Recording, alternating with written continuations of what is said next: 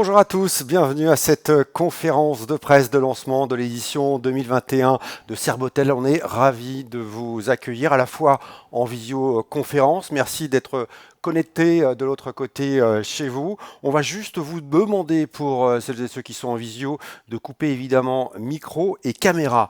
Et puis on a également le bonheur de recevoir une partie de la presse locale ici sur le plateau Exponente Studio TV. Merci à vous, ça fait plaisir de voir un peu de monde après ces quelques mois de confinement. Bienvenue donc à cette conférence. Juste pour celles et ceux qui sont dans la salle, on vous demandera évidemment de couper le téléphone, voilà, pour éviter les bruits intempestifs. Une conférence de presse qui va se dérouler en 3 temps. Tout d'abord, la présentation de cette édition 2021 de Serbotel, suivie d'une table ronde. Et demain, quelles sont les grandes mutations initiées et à venir dans le secteur des métiers de bouche, de l'hôtellerie et de la restauration. Et enfin, un temps d'échange pour répondre à vos questions. Sachez que ces questions, vous pouvez les poser tout au long de cette conférence. N'attendez pas forcément la fin. Voilà, on va tout de suite démarrer par la présentation et les moments forts, les grands rendez-vous, les nouveautés de cette édition 2021 de Serbotel avec Frédéric Jouette, directeur général Exponente, et Virginie Léger-Matisse, responsable de Serbotel. Frédéric, bonjour. J'imagine que vous êtes heureux d'accueillir à nouveau un événement ici à Nantes au Parc des Expositions. Bonjour. Alors plus qu'heureux, parce que ça fait évidemment de très et trop longs mois que nous pouvons travailler normalement. Et de revoir le visuel de Serbotel avec une date, quelque chose de ferme qui va avoir lieu, c'est un vrai bonheur. C'est très bien les studios, hein. Moi je suis ravi d'avoir toutes ces personnes en visio, mais je pense que tout le monde en a marre et que ce qu'on a envie de faire, c'est notre métier, c'est-à-dire retrouver le public, retrouver les exposants, retrouver les visiteurs, avoir des vrais échanges, pouvoir se parler, pouvoir se regarder, parce que le regard et la main, c'est pas rien, alors qu'en visio, on voit des petites pastilles. Donc on est vraiment très heureux. Et Serbotel, ça marque vraiment la reprise pour Exponente. Ça sera le premier gros salon B2B, comme il y en a déjà plusieurs qui se sont déroulés en France sur d'autres sites. Pour Exponente, c'est vraiment la reprise. Et quelle reprise, parce que c'est la 19e édition, on va dire c'est une pépite d'Exponente qui maintenant a une longue histoire, qui s'est installée dans le territoire national, voire international. Il existe, Serbotel, c'est pas un salon parmi d'autres, c'est un grand rendez-vous. Et 2021, ça sera le rendez-vous de Serbotel, de la reprise et des retrouvailles. Donc oui, on ne peut pas être plus heureux. Un rendez-vous en tout cas attendu par les professionnels des métiers de bouche, de la restauration et de l'hôtellerie. Un rendez-vous, vous l'avez dit, qui se déroulera en octobre 2021, du 17 au 20 octobre. Virginie, quelles sont les nouveautés de cette 19e édition ? Donc, donc le salon Serbotel, effectivement, c'est le rendez-vous des acteurs métiers de bouche, hôtellerie, restauration. Une offre exposante diversifiée, variée et énormément d'animations, de concours à travers 7 scènes métiers. Donc des concours culinaires, des battles, des conférences, plus de 30 concours au total, des masterclass, dont une animée par Vincent Garlet. Donc ça, c'est une des nouveautés en pâtisserie cette année. Des challenges nationaux également, tels qu'un concours de cocktail national qu'on accueille également pour la première fois cette année sur Serbotel. On a également un espace saveur locale qui sera donc mis en place par le réseau local, la Chambre de métiers de l'artisanat de Loire-Atlantique, la Chambre d'agriculture de Loire-Atlantique et le département, ainsi que la Fédération des filières de qualité et la Chambre d'agriculture des Pays de la Loire. Donc ce sont des producteurs qui seront présents, des producteurs locaux présents sur cet espace qui animeront des démonstrations culinaires pour faire découvrir leurs produits et leur savoir-faire. Donc après, on aura également la chambre de commerce et d'industrie Nantes-Saint-Nazaire qui sera présente sur un stand de plus de 120 mètres carrés. Donc autour d'une thématique du digital et de l'économie circulaire, donc une des grandes thématiques du moment. Donc la possibilité pour les professionnels de venir découvrir de nouvelles solutions dans ce domaine et échanger directement avec des startups locales et des entreprises ligériennes. Donc ensuite, on aura... Alors on accueille aussi également 3 nouveaux MAF, donc meilleurs apprentis de France. Donc ce sont des finales nationales. On en avait 3 en 2019, donc la boulangerie, le dessert de restaurant et la sommellerie. Et cette année, on accueille 3 nouvelles finales nationales du MAF en poissonnerie, primeur et les métiers du pressing également. Donc ça, sur la journée du mercredi, qui est une journée dédiée aux jeunes, traditionnellement sur Serbotel. Et donc, on a également le concours Cook & Cœur, qui est un concours organisé par l'Académie culinaire de France au profit des Restos du Cœur. C'est un concours de cuisine traditionnelle. Donc 6 trinômes, un jeune chef en formation et un VIP, une personnalité publique qui les accompagne. Donc la particularité de ce concours, c'est que le chef n'intervient pas. Il est là en coaching verbal uniquement, donc en gants blancs. Donc il est là juste pour les coacher, il ne doit pas intervenir dans la recette. Et enfin, la nouveauté cette année sur Serbotel, c'est qu'on va proposer donc aux visiteurs et exposants un rendez-vous digital, une plateforme digitale. Donc la possibilité de pouvoir visiter, profiter du salon et de tous les contenus du salon à travers une plateforme digitale. Donc ça, c'est une des grosses nouveautés de Serbotel également cette année. Merci Virginie. Voilà. Vous restez dans le coin, évidemment, oui, pour répondre aux questions sur cette 19e édition du Serbotel. Merci beaucoup Frédéric Jouette. On vous retrouve peut-être aussi tout à l'heure s'il y a des questions particulières sur Exponente. Alors, Serbotel, tous les 2 ans, c'est le rendez-vous pour découvrir et comprendre les grandes mutations de cette filière. Il nous semblait justement important, à 4 mois maintenant de cette 19e édition, de faire le point sur les grandes mutations initiées et à venir dans ce secteur des métiers de bouche, de l'hôtellerie et de la restauration, parce que les thèmes que nous allons aborder dans un instant seront évidemment au cœur de cette 19e édition de Serbotel. Pour en parler, vont nous rejoindre sur ce plateau des acteurs locaux et des experts.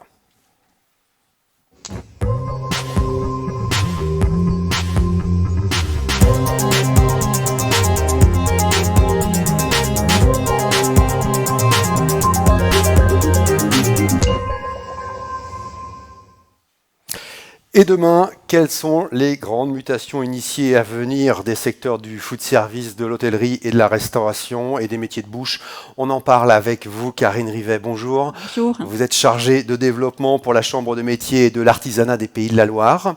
Également avec nous cet après-midi, Hugues Friou, vice-président de la Chambre bonjour. Du commerce et de l'industrie à Nantes-Saint-Nazaire. Bernard Boutboul, également bien connu de celles et ceux qui fréquentent régulièrement le Serbotel, président de Gira, cabinet référence dans le secteur de la restauration. Bienvenue Bernard. Et puis également nous a rejoint sur ce plateau donc Frédéric Adida. Vous êtes conseiller en marketing dans la pâtisserie et vous avez travaillé pour des grands noms de la pâtisserie. On pourrait citer Pierre Hermé ou encore Christophe Michalak. Merci. Bienvenue. Avant de parler de demain, parce que c'est l'objet évidemment de cette table ronde, c'est de comprendre un peu les différents enjeux dans cette filière, on peut parler quand même d'hier, c'est essentiel, on va en parler avec vous, Hugues Friou. Comment vont les entreprises de notre région, celles qui ont été confrontées en première ligne à cette crise sanitaire? Alors si on fait un global au niveau de l'économie, on dirait que l'économie va bien aujourd'hui. Malgré tout, elle va bien, elle progresse bien. À partir du moment où on ne fait pas partie des entreprises qui ont été touchées par le Covid, on a vraiment des filières, ça reste très silo, très filière, et là on a des pans d'activité qui sont dans la difficulté, qui ont énormément perdu sur l'année 2020, qui ont du mal encore à se relancer aujourd'hui, avec des secteurs qui vont aller beaucoup plus vite et d'autres beaucoup moins vite. On peut avoir quelques exemples? La restauration est en dynamique aujourd'hui parce que le client en avait besoin de retrouver sa salle, de retrouver son assiette, de retrouver la convivialité qui est propre à ces lieux et ces activités. Et puis on a d'autres secteurs d'activité qui remontent en dents de scie. Je pense à l'artisanat, à la coiffure, je pense à plein d'autres activités où effectivement ça peine un petit peu encore aujourd'hui.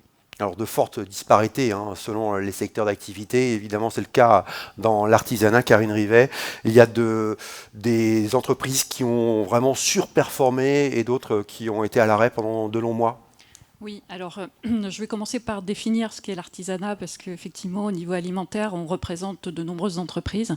Donc les métiers vont effectivement, en fait l'entreprise artisanale, celle qui transforme de la matière première.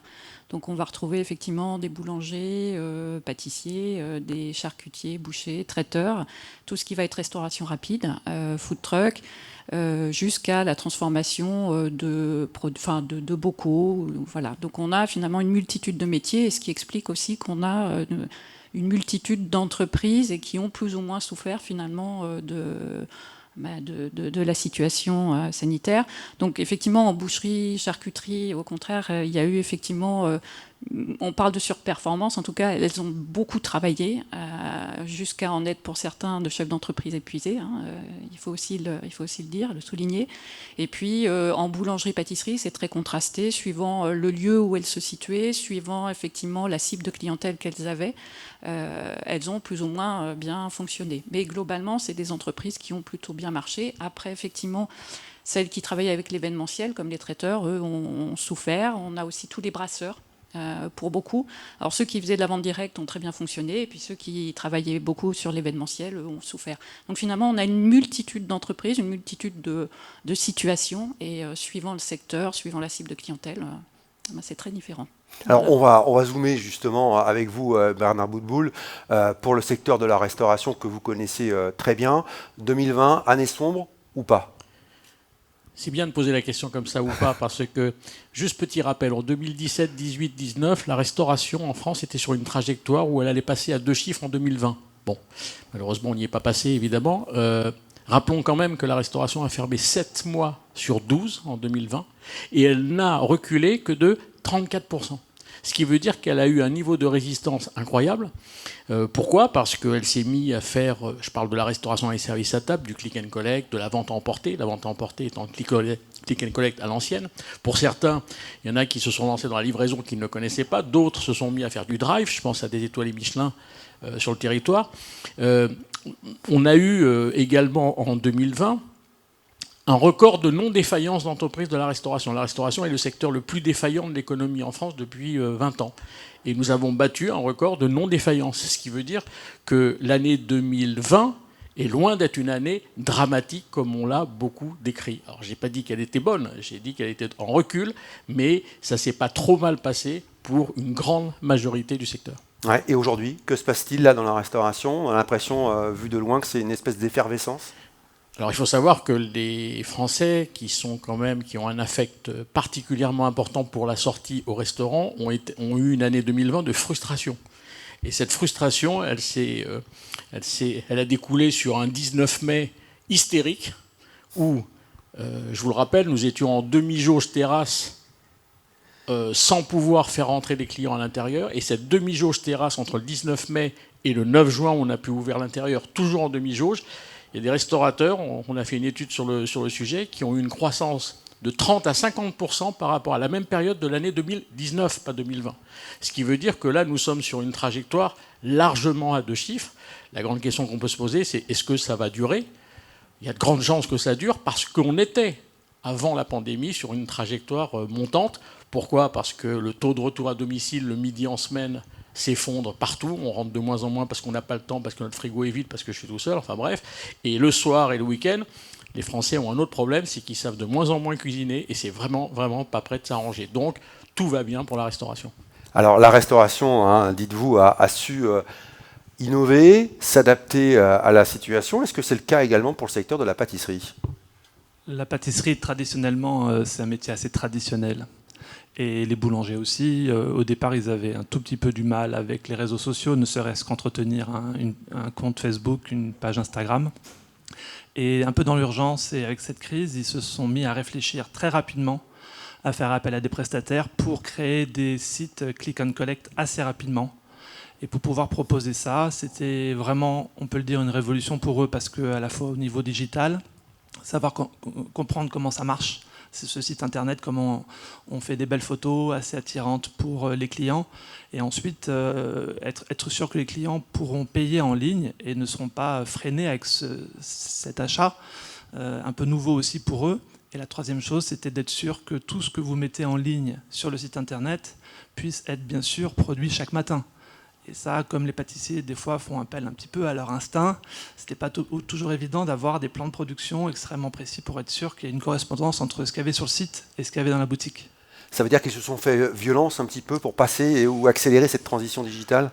Oui, ils se sont fait violence. C'était vraiment. Après, ils se sont dit, on aurait dû le faire avant. C'est amusant parce que sur les commandes de Noël et tout ça, ça a facilité les commandes. Ils se sont dit, mais avant, on était avec notre petit carnet, on notait, Madame Priou a commandé un gâteau à 45 €. Bon, c'est un gros gâteau, mais quand même. Et finalement, aujourd'hui, cette transition digitale, ils auraient pu l'amorcer il y a 4 ou 5 ans. Ils ne l'ont pas fait pour diverses raisons, notamment psychologiques. Ils auraient pu le faire avant. Hugues Friou, justement, cette crise sanitaire a accéléré la transition digitale des entreprises. Ah, c'est une vraie mutation, c'est un vrai événement. C'est-à-dire que depuis des années, en fait, on incite les professionnels à partir sur justement cette digitalisation. Ça traîne un peu les pieds, c'est toujours compliqué. Et puis là, d'un seul coup, ça s'est fait, quoi. En une année, on a pris des parts de marché. On a gagné combien d'années là On a gagné 5 à 10 ans, ouais, facilement. Hein. C'est-à-dire que certains qui ne voyaient pas l'intérêt, qui étaient bloqués dans leur boutique, dans leur métier, se sont ouverts, ils ont eu du temps, premièrement, parce que le premier confinement a permis d'avoir du temps de réfléchir et organiser un petit peu son outil de travail.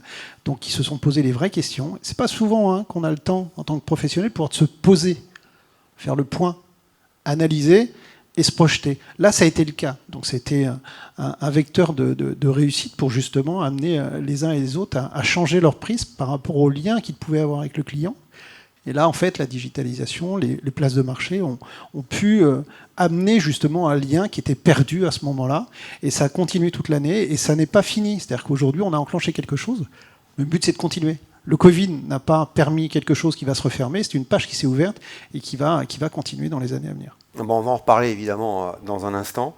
Karine Rivet, l'autre tendance, l'autre enseignement finalement de cette crise sanitaire, c'est que nous, consommateurs, avons redécouvert les commerces de proximité, nos bouchers, nos charcutiers, nos traiteurs, nos poissonniers. C'est une redécouverte ou une découverte pour certains. Voilà, c'est une redécouverte ou une découverte, très justement. C'est-à-dire qu'effectivement, le premier confinement a fait que les gens sont retournés vers leur commerce de proximité. Donc chez leur boucher, leur charcutier. Ils ont redécouvert aussi la cuisine. Effectivement, ils ont cuisiné à la maison et ils ont été obligés de le faire. Donc à la fois, il y a eu de la vente de matières premières brutes. Les gens se sont mis à cuisiner. Et puis aussi, il y a eu sur la partie boucherie-charcuterie l'achat de bocaux. Donc beaucoup d'artisans se sont mis à faire des bocaux et pour que les gens puissent effectivement réchauffer chez eux parce qu'il y avait 3 repas à préparer. Pour certaines familles c'était compliqué et du coup il y a eu cet apport aussi finalement de solutions. Alors bien manger local, lorsqu'on regarde de près, c'était déjà au programme de l'édition 2019 de Serbotel. C'est pas nouveau finalement. Qu'est-ce qui fait qu'aujourd'hui ça s'accélère? C'est la crise sanitaire là, une nouvelle fois, où on est dans une tendance de fond? Karine ou Bernard, je ne sais pas qui peut répondre à cette question. Enfin, le local qu'il faut absolument distinguer des circuits courts, parce que des fois on fait un amalgame, était déjà dans les tuyaux bien avant la pandémie. Elle s'accélère parce qu'on a affaire à un consommateur qui a besoin de plus en plus d'être rassuré et qui a besoin aussi qu'on fasse travailler son économie locale. Ça, c'est très suite à la pandémie. Mais c'était déjà dans les tuyaux avant la pandémie. Produits locaux, du bon, du bio, là aussi, en pâtisserie, il y a une prise de conscience? La prise de conscience, elle est progressive. Essayez d'avoir en pâtisserie, si vous imaginez quelques gâteaux que vous aimez bien, du bio, c'est pas toujours si évident que ça. Et finalement, il n'y a pas tellement de pâtisseries qui sont estampillées bio. Je parle bien de pâtisserie et pas de boulangerie. C'est pas obligatoirement essentiel pour l'instant aux yeux des clients, ni pour les commerçants qui ne voient pas obligatoirement tellement l'intérêt que tous les ingrédients soient bio. Peut-être pour la farine, mais peut-être pas pour d'autres ingrédients.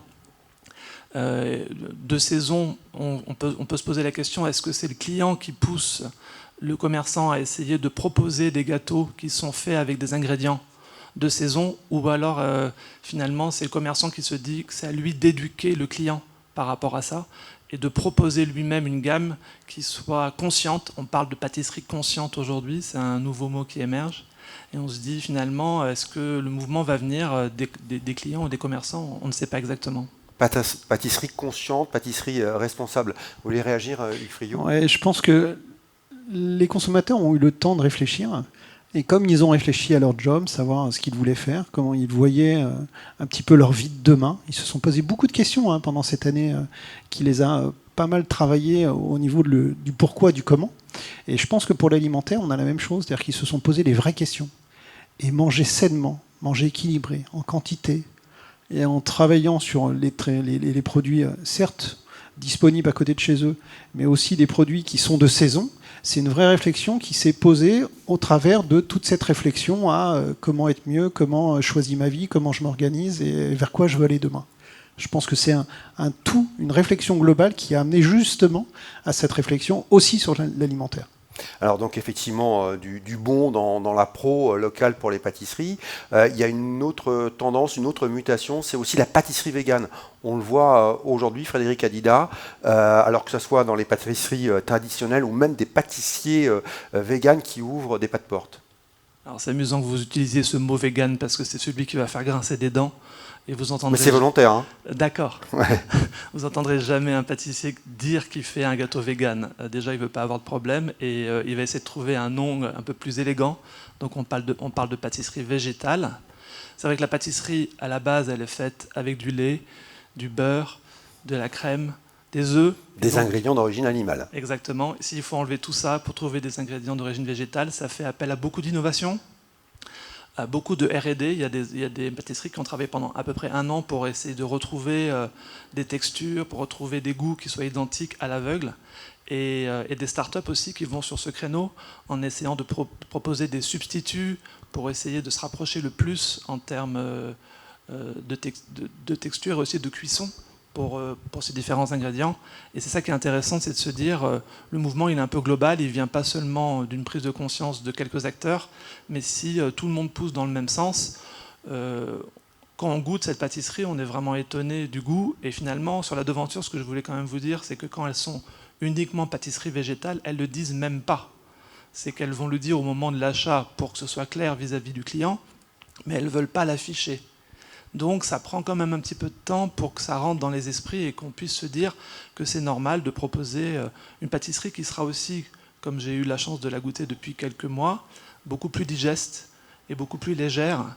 Et ça va aussi peut-être dans un sens de quelques personnes qui ont pris un petit peu de poids avec ce confinement et qui ont envie de faire attention un petit peu à leur ligne.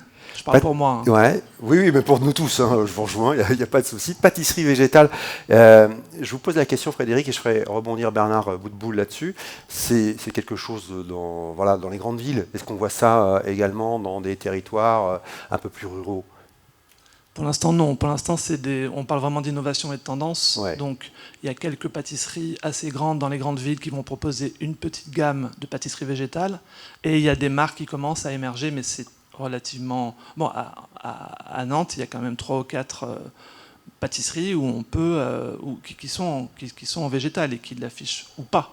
Donc je ne suis même pas au courant si je rentre dedans, et peut-être que les personnes qui habitent dans la région de Nantes ne savent pas obligatoirement s'ils rentrent dans ces pâtisseries qu'après ils seront bien sûr informés. C'est ça qui est intéressant, c'est l'acculturation qu'il faut progressive pour que les gens ne soient pas choqués et qu'ils aient du temps pour qu'on les informe de comment c'est fait et qui goûtent et qui se disent finalement c'est bon, donc je vais acheter. On en revient à votre question précédente. Hein. Est-ce que c'est le consommateur finalement qui demande ses produits, ou c'est aux pâtissiers, aux commerçants de proposer ce type de produit? Là, on est où là? Est-ce que vous avez la réponse à cette question? Pour l'instant, c'est les artisans qui poussent parce qu'ils ont quelquefois eux-mêmes sont végétariens. Donc ils ont cette culture-là, ils ont beaucoup voyagé, ils ont vu des choses qui se passaient en Asie, aux États-Unis, avec des problèmes plus importants au niveau des allergies. Et ils se sont dit, il faut absolument que je propose ça en rentrant en France. C'est souvent des gens qui ont fait des carrières dans des pays où il y a des petits problèmes au niveau de l'alimentation. Ils se sont dit, eux aussi, ils avaient envie de proposer des produits qu'ils pouvaient consommer. Et avec bien sûr aussi le sans gluten qui est arrivé en boulangerie depuis un peu plus longtemps. Bernard Boutboul. Alors, dans la restauration, ça se passe un peu différemment que dans la pâtisserie. Pourquoi ? Parce qu'il faut savoir qu'en France, il y a 3% de végétariens, 0,7% de végétaliens, et les véganes, qui n'est pas un régime alimentaire, d'ailleurs, qui est un style de vie qui est un peu différent, il y en a 0,2%. Mais ce n'est pas ça le plus important dans la restauration. Dans la restauration, il y a en France 47% de flexitariens. Ces flexitariens, ce sont des gens qui oscillent entre une bonne côte de bœuf avec des frites et voilà, et le lendemain, ils sont capables de se faire une assiette veggie. Et 47% de flexitariens sur le territoire français, ça veut tout simplement dire que toutes les cartes de restaurants de McDonald's aux étoilés Michelin doivent avoir de 1 à 3 références végétariennes, voire végétaliennes, non pas pour les végétariens et pour les végétaliens, mais pour les flexitariens, qui sont une population, maintenant, un Français sur 2 est flexitarien. Donc ça, c'est très très important. Tout à l'heure, je parlais de territoire, de disparité. On a beaucoup parlé, là, depuis le début de ce rendez-vous, de mutations autour de commerce de proximité, de manger local, de livraison. Bernard Boutboul, dans la restauration, lorsqu'on a préparé ce rendez-vous, vous m'avez dit, mais attendez, la livraison, ça concerne uniquement les grandes villes. Alors, livraison, en 2019, elle pesait très exactement 2,5 milliards d'euros sur les 100 milliards que pèsent tous les segments de la restauration. En 2020, elle a eu une croissance. Elle n'a eu qu'une croissance, si je peux m'exprimer ainsi, que de 34%. Ça veut dire quoi concrètement? Ça veut dire que cette croissance, elle est loin d'être spectaculaire. Ça veut dire que cette croissance, elle repose quasiment exclusivement sur les grandes et moyennes agglomérations, sur une population plutôt jeune, plutôt aisée et de manière occasionnelle. Donc la livraison, pour l'instant, elle est très faible en France. Mais ça ne veut pas dire qu'elle restera très faible. Elle va s'accélérer avec cette fameuse génération Z, les gens qui sont nés autour des années 2000, qui, elle, va la faire exploser dans 4 à 6 ans. Là, effectivement, il faut s'y préparer maintenant, Hugues Friou. Il faut que les entreprises se préparent justement à cette mutation-là. Je pense qu'elles se préparent. Elles sont déjà dans ce tuyau-là. On l'a bien senti dans la restauration. Il y en a quand même beaucoup qui s'y sont mis, même si ce n'était pas leur cœur et leur façon de toucher le client. Alors ça amène toutes les complexités. Vous avez un plat, vous le servez à l'assiette. Qu'est-ce que ça va donner quand il va être livré ? Donc il y a beaucoup de travail chez les uns et les autres pour faire que dans la carte qui peut être multiple, il n'y ait que quelques plats qui correspondent justement à cette livraison. Et c'est ça qu'il faut les toucher. Et puis après, à eux d'inventer justement ce nouveau lien, ce nouveau moyen d'aller amener un plat, une présentation qui soit chaude, qualitative, qui soit gustative intéressante et puis qui a un aspect assez intéressant. Donc je pense qu'aujourd'hui, ils sont vraiment en train de travailler pour réfléchir à ce nouveau mode. Comme disait Bernard, c'est quelque chose qui va s'inscrire dans la durée, dans les années à venir, avec une génération qui est plutôt jeune. Et je pense qu'effectivement, c'est le moment de ne pas laisser passer le train, mais vraiment de s'y employer un petit peu et avoir toute la recherche et la réflexion pour anticiper un marché qui sera un marché fort demain. Qu'un Rivet, dans le secteur de l'artisanat, là aussi, on se prépare évidemment à ces livraisons, à tout livrer. Alors, comme je le disais, comme les métiers sont multiples, on a eu effectivement de multiples, ouvertures ou en tout cas développements. On a effectivement en centre-ville le click and collect, donc effectivement des sites internet qui ont été créés. C'est cette possibilité d'aller chercher chez l'artisan. Et puis à côté de ça, comme on est des commerces de proximité, il y a eu aussi finalement dans des territoires ruraux où finalement il y a des populations qui sont isolées et là le boulanger qui vient livrer le pain à la personne âgée, voilà, ça fait partie aussi finalement de ce qui s'est passé pendant le confinement. Il faut peut-être pas oublier, j'avais envie aussi de parler de cette silver economy, on en parle un petit peu et finalement les artisans, dans quelle mesure ils peuvent répondre finalement aux personnes âgées, à une population qui est de plus en plus vieillissante aussi, qui donc va prendre avoir une part de marché aussi en termes de consommation et consommation alimentaire. Et du coup, comment peuvent se positionner finalement ces acteurs-là qui sont en proximité pour apporter des solutions. Ouais, donc ça peut être aussi un autre développement. Effectivement, un autre point de développement. On parlait, j'ai lu dans la presse récemment, Bernard Boutboul, vous êtes régulièrement interrogé sur l'état de santé de la restauration dans notre pays, et vous parlez de crise de croissance pour la restauration. Ça veut dire quoi? Alors moi je connaissais la crise sanitaire, la crise de croissance un peu moins, pour tout vous dire. Et oui, malheureusement, après cette crise sanitaire, nous rentrons dans une crise de croissance pour les restaurateurs. Cette crise de croissance, elle se caractérise par quoi? Ils sont en train de faire plus de chiffre d'affaires, plus de fréquentation, des consommateurs qui dépensent plus qu'avant. Et dépensant plus, ils passent plus de temps à table. Ce qui veut dire qu'on est dans une phase ascendante extraordinaire que personne n'avait prévue, mais avec moins de personnel. Parce que de 20 à 50% du personnel qui était en chômage partiel ne souhaite pas revenir. moins de marge parce que les fournisseurs de matières, bien entendu, ont envie de se refaire, ce qui est normal, et qu'on ne pourra pas répercuter sur les prix de vente. Ce n'est pas le moment d'augmenter ces prix de vente. 3, des consommateurs qui sont de moins en moins fidèles. Ce sont des zappeurs qui passent d'une unité à l'autre. Dès qu'il y en a un qui ouvre, on va le voir, etc. Donc la fidélisation régresse. Et puis il faut savoir qu'aujourd'hui, en 4e niveau, il y a des circuits de distribution nouveaux, qu'on on appelle les circuits alternatifs. On en a parlé, livraison, click and collect, drive, etc. Dark Kitchen? Et Dark Kitchen, absolument, qui sont des circuits parallèles, on va dire. On rappelle, Dark Kitchen, voilà, ce sont ces restaurants sans emplacement, hein, sans salle. Sans client, puisque c'est uniquement dédié à la livraison, en fait. C'est uniquement dédié à la livraison.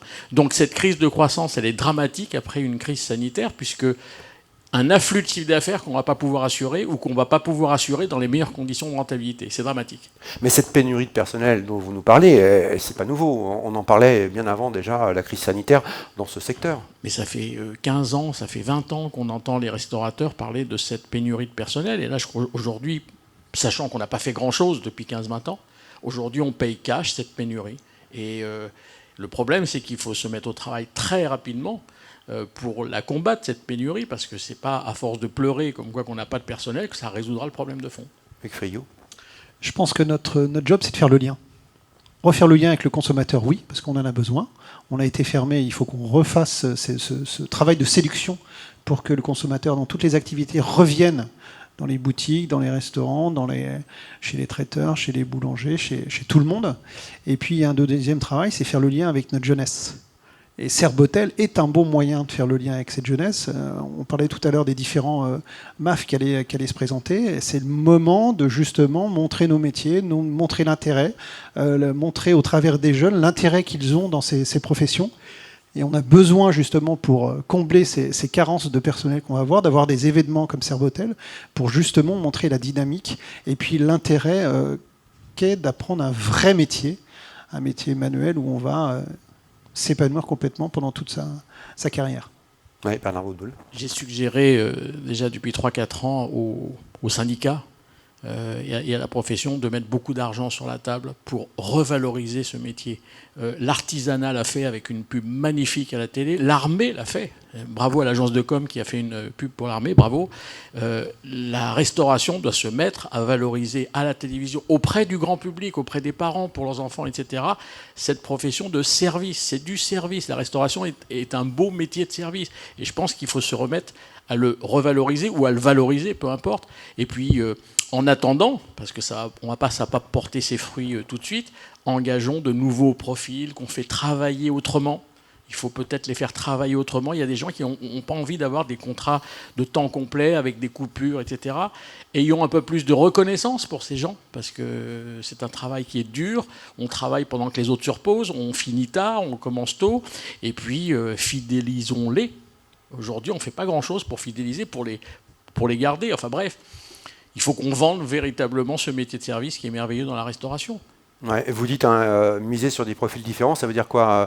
Aller chercher des étudiants, des retraités McDonald's, ça fait 30 ans en France qu'ils travaillent avec des étudiants en temps partiel, mais chez certains de nos clients, on a fait rentrer des femmes au foyer, on a fait rentrer des retraités qui ont vraiment la banane, ils sont contents. Ils font un super service. C'est clair qu'ils ne savent pas porter 5 assiettes. Mais qu'est-ce qu'on préfère? Quelqu'un qui porte 5 assiettes et qui fait la tronche, ou quelqu'un qui en porte que 2 et qui est souriant et qui est bienveillant? C'est vite vu. Des tensions dans la restauration, mais pas forcément dans le secteur de la pâtisserie concernant le personnel. Hein. Alors dans la pâtisserie et la boulangerie, de toute façon, un peu comme la restauration, ça a toujours été tendu. Donc quand on réfléchit un peu, je pense que ces acteurs-là, ils ont eu le temps de digérer en disant de toute façon, il y a une tension. Donc cette crise-là, et depuis 4 ou 5 ans, il y a des choses un tout petit peu positives qui arrivent, puisqu'on peut remercier Cyril Lignac, Mercotte et les autres. Tous ces programmes télé voilà, qui ont quand même mis un coup de projecteur incroyable et peut-être intéressant pour quelques jeunes qui réfléchissaient un petit peu à leur voix. Et donc en termes de reconversion aussi, pas seulement pour les jeunes, les personnes de 30 à 40 ans, qui vont aller dans différentes écoles pour pouvoir se reconvertir au métier de la boulangerie ou de la pâtisserie, ne sachant pas exactement s'ils vont vraiment le faire, parce que c'est un métier très difficile. Mais en tout cas, il y a eu un regain de candidatures peut-être plus que dans les métiers de cuisinier, parce que j'interrogeais des chefs, effectivement, ils me disaient on manque de personnel aussi en salle et bien sûr en cuisine. Et je leur demandais quel poste, ils me disaient tous les postes. Il n'y avait pas un poste qui était plus en manque que d'autres. Mais c'est vrai qu'en boulangerie et en pâtisserie, on a eu cette chance des reconversions. On va voir si ça fonctionne et on va voir si ces gens restent dans ces métiers un peu plus que le temps de leur stage. Alors l'idée, c'est de se projeter à demain. Karen Rivet, quelles sont les conséquences de cette pénurie de personnel là, alors non pas aujourd'hui, mais demain? Alors demain, c'est la reprise tout simplement des entreprises. S'il n'y a pas de jeunes et qui n'ont pas été formés ou qui ne restent pas dans les métiers, parce qu'il y a aussi des jeunes qui sont formés mais qui se reconvertissent aussi. Aujourd'hui, on a cette problématique effectivement de reprise d'entreprise. Donc ça, c'est le long terme. Long terme et à moyen terme. À moyen court terme, c'est pour certaines entreprises, elles ferment une journée par semaine. Voilà, une journée supplémentaire. Une journée supplémentaire parce que elles sont en pénurie. Donc ça commence d'abord par le refus de la prestation. Ça va jusqu'à la fermeture une journée par semaine. Et puis après, il y a toute cette problématique à long terme.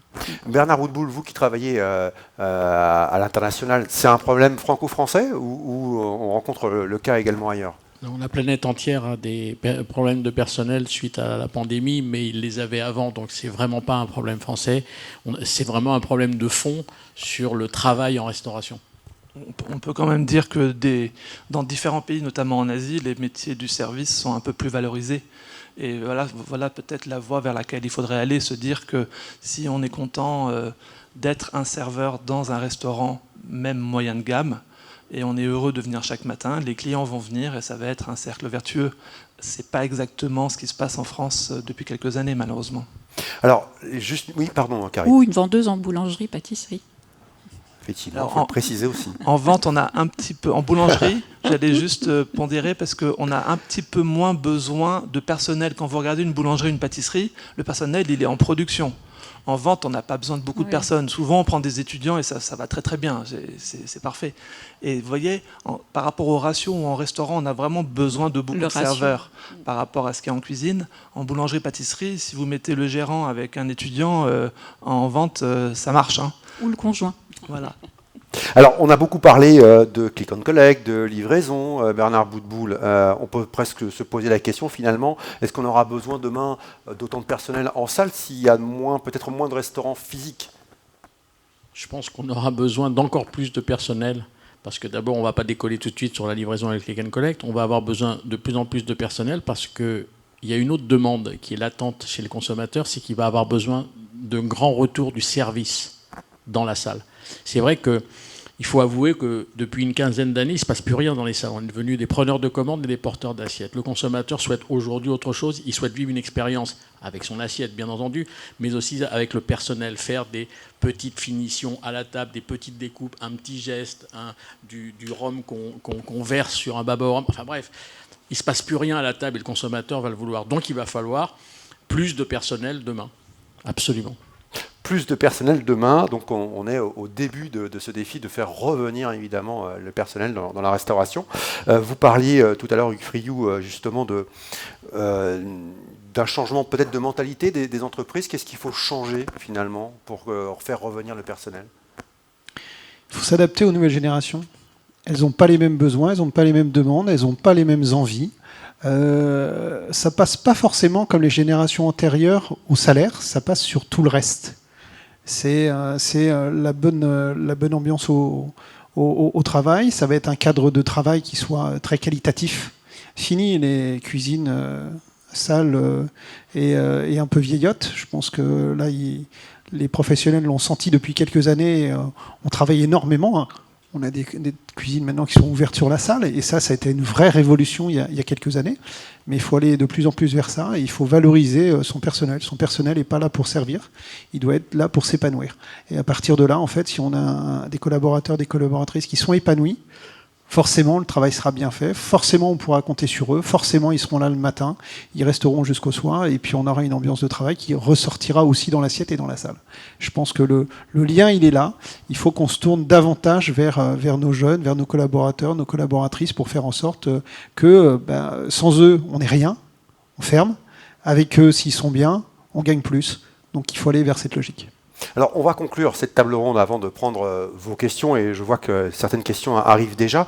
Je vous ai demandé un petit exercice à chacun. On se projette demain. On a parlé des mutations à venir, des mutations qui sont vraiment en cours. Est-ce qu'on a, selon vous, Bernard, Karine, Hugues et Frédéric, des mutations là qu'on ne voit, qu'on ne perçoit pas encore et qui pourraient arriver dans 5 ou 10 ans? On va commencer avec vous, Bernard.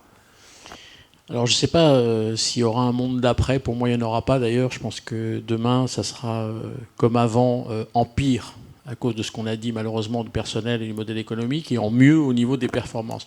Mais ce que je dirais en projection, c'est que la pandémie a été, comment je pourrais dire, un effet accélérateur sur 5 aspects. Le premier, c'est un besoin de transparence. On en a parlé. 2, un besoin de grand retour de services dans la salle. 3, une resaisonnalisation des cartes, parce que là je pense qu'on a un peu abusé dans le mauvais sens au niveau de ce qu'on mettait dans les assiettes. 4, un grand retour du locavorisme ou en recherche de locavorisme. Et alors le 5e accélérateur, puisque vous parlez de demain, celui-là il est complètement paradoxal et il est typiquement français. Enfin typiquement français, il y a 3 pays dans le monde qui sont dans ce cas-là. C'est que les Français ont compris qu'il y avait un rapport entre leur alimentation et leur santé. Ça, ils l'ont compris il n'y a pas tellement longtemps. Donc, ça veut dire que s'ils ont pris conscience de ça, ils se comportent autrement lorsqu'ils sont au restaurant ou à la maison. À la maison, ils se comportent en rapport avec ça. Mais au restaurant, je vais vous donner juste 3-4 chiffres pour vous montrer ce qu'on est en train de faire. Les Français sont co-recordman du monde d'absorption de pizza par tête d'habitant. Nous avons inventé la pizza aux 4 fromages. Les Italiens nous regardent avec des yeux pas possibles. Ça n'existe pas en Italie. On a mis de la crème dans la carbonara. Alors là, ils sont outrés parce qu'il n'y a pas de crème dans la carbonara. 78% des assiettes dans la restauration avec service à table, je dis bien, sortent avec des frites. C'était 60% il y a 15 ans. 2 repas sur 3 se terminent par un café gourmand. Et je terminerai en disant que le roi burger a été multiplié par 14 en volume ces 10 dernières années. Donc on se dit, il y a un truc qui ne va pas. On a pris conscience qu'il y avait une relation entre notre alimentation et notre santé, et on fait tout le contraire lorsqu'on est au restaurant. Ça va être la grande question des années à venir. La grande inconnue. La grande inconnue. Karine. Alors moi, je vais rebondir parce qu'effectivement, moi, ce que je ressens très fortement, c'est justement que le client, on a du mal à le cerner finalement. En fait, il est multiple. C'est pas qu'on a du mal à le cerner, il est multiple. Donc, il va manger différemment au cours de sa vie. Ensuite, ça peut être aussi au cours de la semaine. Il y a une différence entre le week-end et puis ce qu'on va manger la semaine. Et puis au cours de la journée. Le midi, je vais faire attention. Puis je serai à tel endroit, donc je vais m'arrêter, puis je vais acheter ce dont j'ai besoin à tel endroit, suivant ce que je trouve aussi. Donc finalement, et le soir, je vais manger encore différemment. Ça veut dire qu'aujourd'hui, le consommateur, il est multiple. Et du coup, on a du mal à le classer, on a du mal à faire peut-être effectivement des projections. Donc aussi pour les entreprises, c'est pas toujours très simple. Là aussi, inconnu. Hugues Friou. Vous avez très bien résumé. Moi, je dirais que pour demain, il faut donner du sens. Il faut donner du sens à ce qu'on fait, à ce qu'on propose. Et vous l'avez bien résumé tous les deux. C'est-à-dire qu'on a un consommateur qui fait le marché. Moi, je suis clair et net. C'est le client qui décide. C'est le professionnel. Il a intérêt à écouter son consommateur pour être d'autant plus moins largué demain. Et donner du sens, c'est, comme vous disiez tout à l'heure, Bernard, c'est qu'un jour, il va prendre un gros burger avec une bonne crème, et puis il va manger des frites, puis il va mettre du ketchup. Puis le lendemain, il va se dire, oh là, j'ai abusé hier, je vais me faire une petite salade végane, là, tranquille, légère, de petites tomates, et tout ira bien, quoi. Et en fait, c'est ça. C'est la complexité, en fait, de son choix qui rend difficile, en fait, de se projeter demain. Donc il faut être... on est en flux tendu. On est en flux tendu, ça va très vite. On l'a vu cette année, ça a changé très très rapidement. Donc il faut que le professionnel ne soit pas installé dans son habitude, dans sa rigueur d'hier, mais il soit bien les sens très ouverts, très au fait. Il écoute sa salle, il écoute son client pour pas passer à côté de quelque chose qui sera essentiel demain. Donc il faut être aguerri, il faut être les sens en éveil, et puis donner du sens à ce que l'on fait pour que le client se dise là, je suis dans une structure, un restaurant, un établissement qui comprend bien ce que je demande aujourd'hui. Frédéric Adida. Pour la pâtisserie, c'était intéressant de voir qu'on allait vers une pâtisserie finalement aujourd'hui plus naturelle, plus simple, avec un peu, si on rentre 2 secondes dans la technique, un peu moins de mousse, un peu moins de gelée, un peu plus de fruits entiers. En fait, les clients, ils aiment bien comprendre rapidement avec un gâteau. Ils voient un gâteau, ils se disent « je comprends ce que je mange ». Et c'est vrai que quelquefois, d'essence même au niveau de sa conception, la pâtisserie est un peu chimique.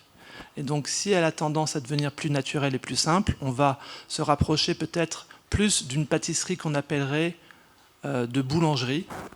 C'est très très positif, hein. C'est juste que c'est conçu le jour même, avec des produits frais, avec des pâtes qui sont faites le matin, qui sont cuites au fur et à mesure de la journée par rapport aux demandes des clients.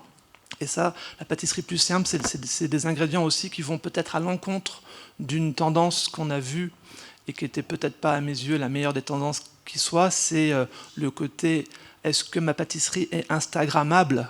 Ça veut dire, est-ce qu'elle est belle? Et si elle est belle, les gens vont l'acheter. Oui, mais si elle n'est pas bonne, c'est dommage de faire venir des gens qui attendent pendant 1 heure acheter un gâteau parce que vous avez 300 000 followers et si le gâteau n'est pas bon, c'est dommage parce qu'ils ne vont pas revenir. Et donc Instagram, j'ai rien contre Instagram, vraiment une très belle entreprise. Pour autant, les pâtissiers, ça les a fait un peu vriller dans leur cerveau. Ils ont d'abord réfléchi au visuel et peut-être que le goût, ils se disaient bon, on verra. Et maintenant, ils vont peut-être faire l'inverse. Ils vont peut-être réfléchir d'abord au goût et se dire le visuel, finalement, si les gens trouvent que c'est très très bon, ils vont revenir, c'est sûr. Merci de cet éclairage et de ces images. On va passer à vos questions. Ce que je vous propose, on va prendre évidemment les questions donc posées sur le chat. On va également, si vous le souhaitez, prendre des questions. Si vous souhaitez ouvrir votre caméra et votre micro, cette fois-ci, vous pouvez le faire, vous êtes autorisé. Et puis également dans la salle, n'hésitez pas à lever la main. Il y aura un micro qui va se balader si vous souhaitez poser des questions. On a justement une première question qui s'adresse à vous, Frédéric Adida. Même si vous avez commencé un peu à y répondre, on peut peut-être compléter. Quels sont les aspects les plus importants pour le consommateur en pâtisserie en termes de goût et de saveur aujourd'hui? Premièrement, il veut être étonné. Donc, il y a des nouveaux ingrédients qui arrivent, nouveaux pour la France ou pour l'Europe, mais qui arrivent principalement d'Asie et qui vont être des exhausteurs de goût et qui vont être complètement nouveaux parce que les gens ne connaissent pas ces produits tout à fait naturels, mais qui vont apporter une nouvelle touche qui existe en restauration, mais pas tellement en pâtisserie. Donc, la pâtisserie, finalement, se rapproche un peu du salé en termes d'innovation en disant on va faire ce qu'on faisait il y a 15 ou 20 ans en essayant de le faire par petites touches en restauration, ce qu'on appelait la fusion. Et ça n'a pas été toujours très très bien interprété, mais en tout cas, les endroits très pointus qui proposent ça en pâtisserie, c'est vraiment intéressant parce que ça apporte des ingrédients complètement nouveaux que les gens ne connaissent pas. Et puis surtout, comme je vous ai dit, on va rentrer là 2 secondes dans la technique, mais vraiment que 2 secondes, je vous assure. Les clients qui connaissent un petit peu la pâtisserie, ils disent « nous, on voudrait des gâteaux moins collés ». Alors coller, ça veut dire quoi? Voilà. Quand on colle un gâteau, ça veut dire qu'on utilise beaucoup de gélatine et que vous allez avoir ce côté un peu figé qui va permettre de la structure du gâteau. Et effectivement, au niveau visuel, vous pouvez rajouter des couches, vous pouvez faire quelque chose en hauteur, c'est assez joli. Mais on ne sait pas obligatoirement si c'est une mousse, si c'est un coulis, comment il a été fait. Et c'est ça ne rassure pas obligatoirement le client. Donc si on collait moins un peu les gâteaux, on arriverait vers un peu plus de côté naturel et de côté vrai. On va rester sur les mutations, sur ce dont on vient de parler sur cette table ronde, et puis juste après, on va prendre également des questions concernant le Serbotel. Virginie Léger-Mathis, si vous voulez bien revenir dans un instant, on va vous poser des questions sur le Serbotel. On a une question Oui, on a une question, je pense, sur le chat. Il y a la question de Gérard Sabi sur le streaming. On vous écoute, Gérard. Vous pouvez prendre la parole. Eh bien, écoutez, vous m'entendez? Oui, et si vous voulez bien vous présenter, Gérard, on serait très heureux. Alors, Gérard Sabi, magazine La Tribune des métiers. Je n'avais pas programmé de questions, mais puisque vous m'interrogez, je vais répondre. Ma filière essentielle est la filière blé-farine-pain, boulangerie, pâtisserie, chocolatier, confiseur et glacier.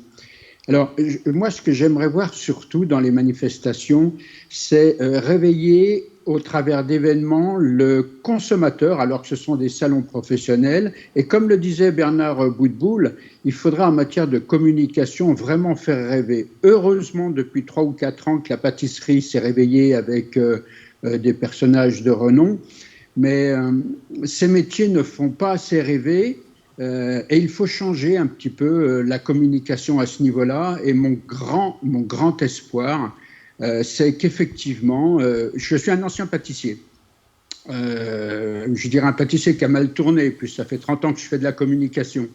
Mais quand j'étais pâtissier, on parlait de revalorisation du travail manuel, et nous en sommes encore ici. J'ai 65 ans et on parle encore de revalorisation du travail manuel. Mais où en sont les fédérations? Et c'est quand même curieux. Alors, que la communication se fasse au travers des professionnels, mais aussi du grand public, je serais un homme heureux. Merci beaucoup Gérard. On va peut-être donner la parole justement à Virginie Léger-Mathis, parce que c'est vrai qu'on parle de revalorisation de ces métiers. Le Serbotel, ce sont des shows également. Le grand public est invité le dimanche, peut assister à ces shows culinaires. Ça peut déclencher des vocations aussi. Oui, tout à fait. C'est vrai que le grand public a accès le dimanche au salon, à tous les plateaux, toutes ces scènes métiers, donc métiers de bouche, donc la boulangerie, la pâtisserie. On a, là, on cherche encore à développer autour de la pâtisserie. Effectivement, c'est un secteur sur lequel on travaille particulièrement. Boulangerie, on a quand même de grands concours de renom. Les charcutiers, les bouchers sont présents également pour mettre en avant tous ces métiers et valoriser tous ces métiers. Oui. C'est une belle vitrine aussi, le Serbotel, pour ces métiers. Merci beaucoup, Gérard, de votre question. S'il y a des questions dans la salle, n'hésitez pas. Faites-moi un signe, évidemment. Autre question sur le chat pour vous, Bernard Boutboul. Concernant le recrutement, comment proposer des contrats différents et éviter les coupures? On aimerait bien vous entendre, justement. C'est très simple. Il faut ne plus travailler avec des temps complets, mais des temps partiels. Les faire travailler sur des contrats beaucoup plus courts que la loi nous oblige, parce que je crois qu'on est à 24 heures aujourd'hui en minimum. Alors certains vont me dire, mais c'est impossible de faire ça. Si, à condition que les deux parties soient d'accord pour signer un contrat de 12 heures et de 15 heures. Et on a aujourd'hui beaucoup de personnes qui ont envie de travailler dans un restaurant 12 heures par semaine, 15 heures par semaine. C'est un peu la technique qu'a instauré McDonald's, une fois de plus, depuis de nombreuses années. Il dit aux étudiants, dis-moi quand tu veux travailler, à quelle heure tu veux travailler et combien de temps tu veux travailler. Moi, je m'adapte à toi et non pas le contraire. Et je pense que c'est comme ça qu'il faut qu'on aille chercher des gens qui sont des commerçants, parce que je pense qu'en salle, il faut mettre des commerçants et leur dire, dis-moi quand tu veux travailler. Et je parlais tout à l'heure de femmes au foyer. On a recruté des femmes au foyer et des retraités qui nous disent, moi, je veux bien travailler le midi, mais à 16h, il faut que je sois à l'école. Je veux pas travailler le soir parce que je suis avec mon mari ou avec ma femme. Très bien, pas de problème, on s'adapte. Donc on multiplie les contrats au sein d'une entreprise. On multiplie beaucoup les contrats, parce que là, il en faut beaucoup. Beaucoup plus que ce qu'on a aujourd'hui. Alors c'est vrai que ça fait des lignes de frais de personnel beaucoup plus importantes qu'avant, c'est vrai. Hugues Friou, vous qui représentez ici les entreprises sont prêtes à ça? Elles n'auront pas le choix. Elles seront obligées de s'équiper par rapport à ça. Juste un petit point supplémentaire aussi, on peut très bien avoir un salarié qui va travailler dans plusieurs entreprises et qui va utiliser, on a des organismes qui s'occupent de gérer toute la partie contrat, et c'est beaucoup moins lourd pour l'employeur. C'est assez sympa pour l'employé parce que ça lui permet d'avoir différentes expériences dans différentes entreprises et se former différemment. Et ça peut être des pistes aussi, mais il faut qu'on travaille vraiment tous ensemble dans cette logique-là pour essayer de trouver le lien avec des générations qui ont du mal à se figer sur les contrats qu'on a l'habitude de connaître depuis des années et des années.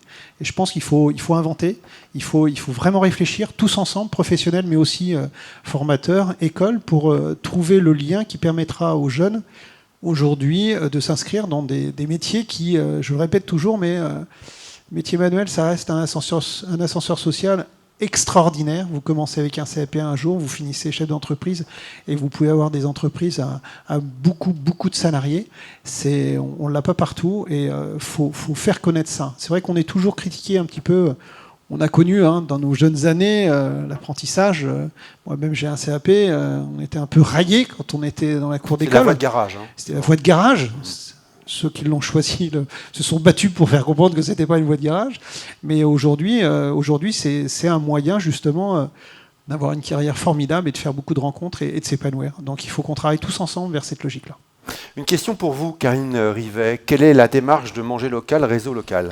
Alors, le réseau Manger Local 44, c'est un réseau, c'est une association en fait du conseil départemental, de la Chambre d'agriculture, de la Chambre de métier, de l'Association des maires de France, qui vise à informer et à accompagner les producteurs et artisans à la restauration collective pour pouvoir répondre à la loi Egalim qui oblige aujourd'hui la restauration collective à utiliser 50% de produits sous signe de qualité, dont 20% en bio. Voilà.